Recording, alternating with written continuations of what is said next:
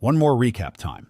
Today we are going to explain the movie called Death Wish from the year 2018. The film opens in Chicago, where a policeman is rushing to the hospital with an injured cop and thug who shot each other in crossfire. Our lead, Paul, is called to operate on the cop, but the cop dies before that can happen.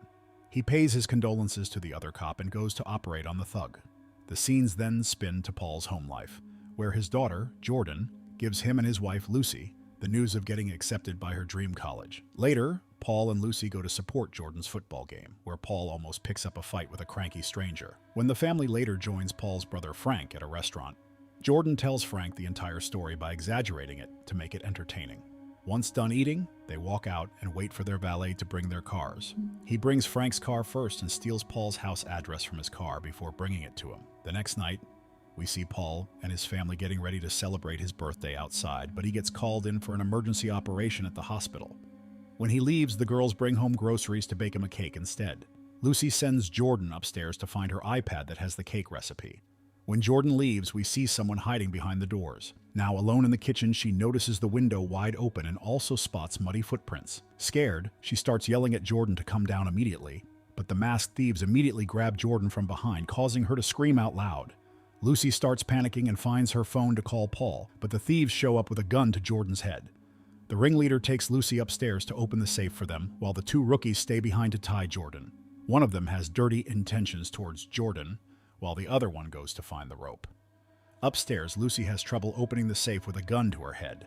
Meanwhile, the dirty thief tries to put his hands on Jordan, seeing which the other guy returns and tells the other to keep his hands off the girl. This initiates an argument between the two, which Jordan takes advantage of and cuts one of the thieves' faces with his knife. The ringleader returns with Lucy with the robbed money and begins shouting at his injured buddy for taking off his mask and revealing his identity. Lucy also takes advantage of their fight and pours boiling water on the injured man's face. She tells Jordan to run away from there, but the robbers catch up to them and shoot both of them.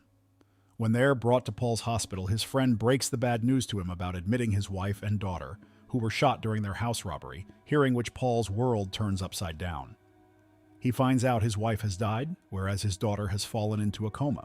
He sheds tears seeing his world taken away from him.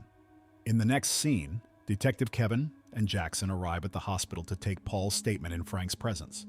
When Paul tells him his watches and money have been taken, Jackson links it with the other robberies that have been happening lately and suggests that the girls got shot in the attempts of running away by the looks of this situation.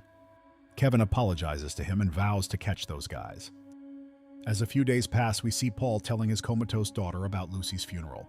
After the ceremony, he offers to drop Lucy's father. On their way, they hear a gunshot, so the father walks out with his rifle, which scares away the illegal hunters. He spots the shot deer, which is in pain, so he shoots it to end its misery, while emphasizing that one must need a gun to protect himself. In a time lapse, we see Paul healing his traumas in therapy, telling stories to Jordan, and going to the restaurant he used to take his family to.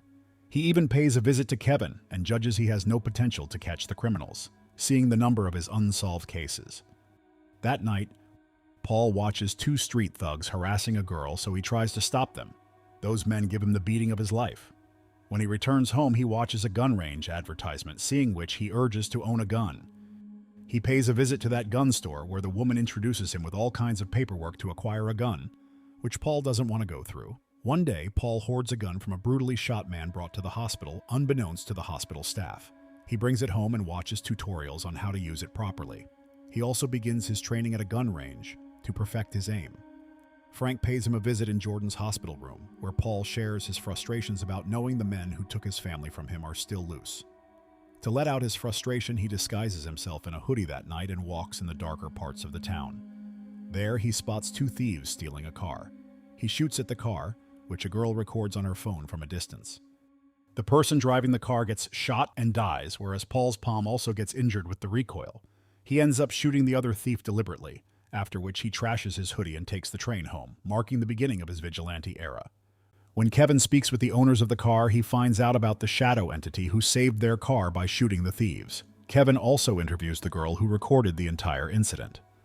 Kevin finds from her video that the man shooting is a rookie who hurt himself while shooting. Paul also sees his video online, which strokes his self-esteem and makes him feel better.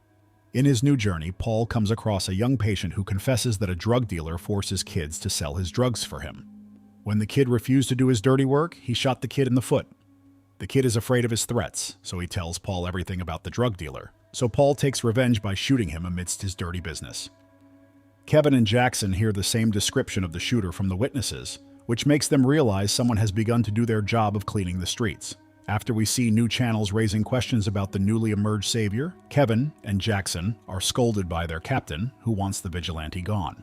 On the other hand, Paul practices his shooting aim, visits his therapist, and goes to work, where he spots his stolen watch on the patient he's operating on.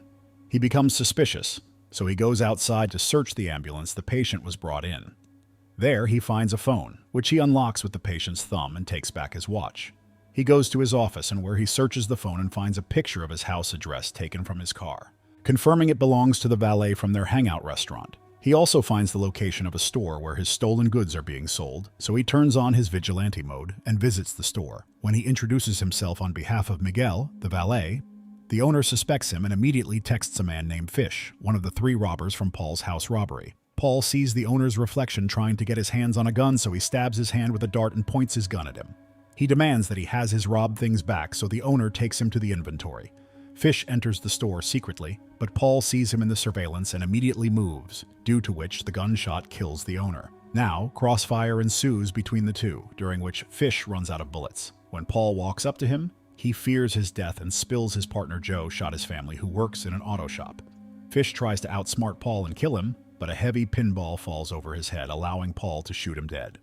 Later, Kevin and Jackson visit Paul at the hospital with the news of Fish's murder, hearing which Paul acts oblivious.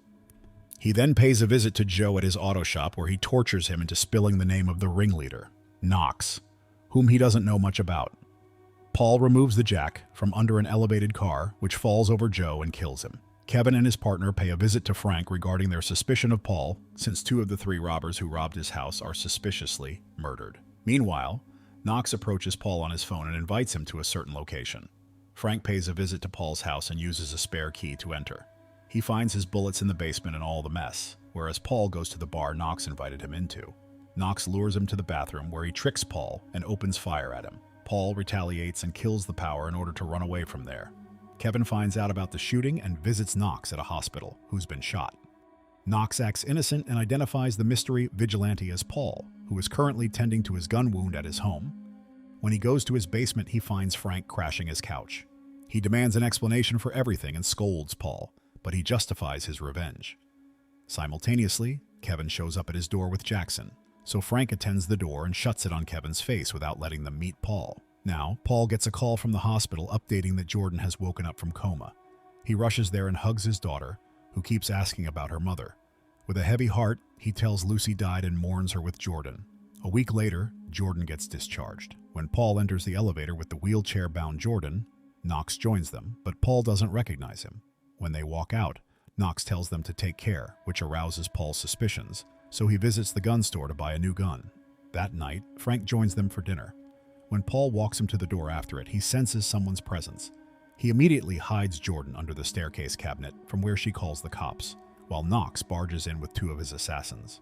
Paul gets rid of them in an instant and fries them using their guns, but Knox cleverly shows up from behind him and shoots his shoulder. Hearing Paul's screams, Jordan becomes horrified and walks out to help her father, which momentarily distracts Knox and allows Paul to take out his newly purchased range gun, using which he roasts Knox to death.